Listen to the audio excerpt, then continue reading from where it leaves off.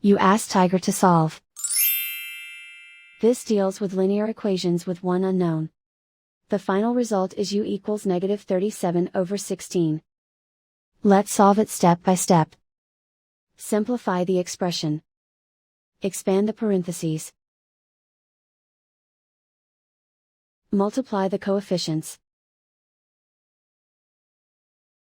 Simplify the arithmetic.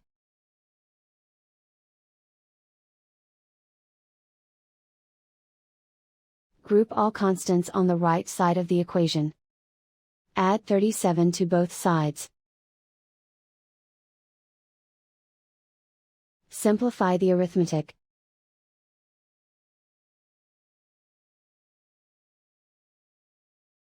Isolate the u.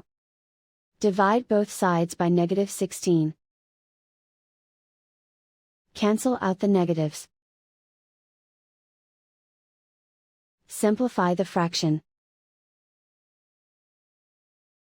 Move the negative sign from the denominator to the numerator. And so the final result is u equals negative 37/16.